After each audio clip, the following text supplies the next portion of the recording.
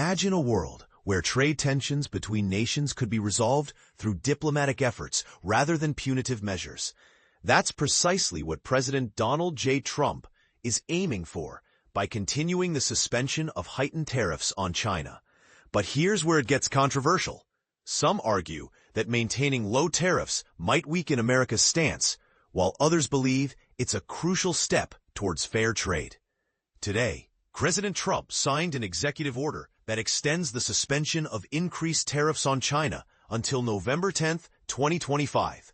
This decision is driven by the need for ongoing and productive discussions to tackle issues such as trade imbalances, unfair trade practices, and the expansion of market access for American exports. It also aims to align the United States and China on critical national security and economic matters. The United States and China have undergone several rounds of fruitful negotiations focused on achieving trade reciprocity and addressing national security concerns. During this suspension period, outlined in Executive Order 1498, the existing 10% reciprocal tariff will remain in place. This moderate tariff serves as a fair starting point to encourage domestic production, bolster supply chains, and ensure that American trade policies prioritize American workers' interests. It's important to note that other U.S. tariff measures against China will continue to be enforced. The primary goal remains to foster fair trade practices and safeguard American workers.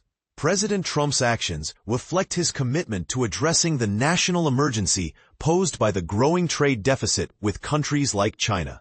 This deficit has far-reaching consequences, including the offshoring of American jobs and the decline of the manufacturing sector. By promoting economic cooperation between the two largest economies, President Trump aims to protect American interests, eliminate unfair trade practices, and strengthen the domestic manufacturing base. In 2024, the U.S. goods trade deficit with China reached a staggering $295.4 billion, the highest among all trading partners. However, there are signs of improvement, with the deficit showing substantial annual decreases. Both nations are dedicated to resolving these imbalances to benefit American workers, farmers, and businesses. The United States and China are committed to continuous negotiations aimed at resolving trade disputes and enhancing economic ties. Recent trade discussions have been constructive, building upon previous successes and laying the groundwork for fair and balanced trade with a significant global player. As President Trump stated, "We're getting along with China very well."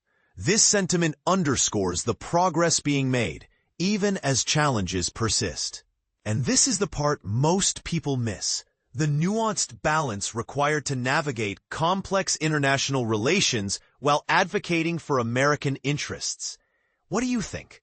Is the continuation of the tariff suspension a wise move, or should stricter measures be taken against China? Share your thoughts in the comments.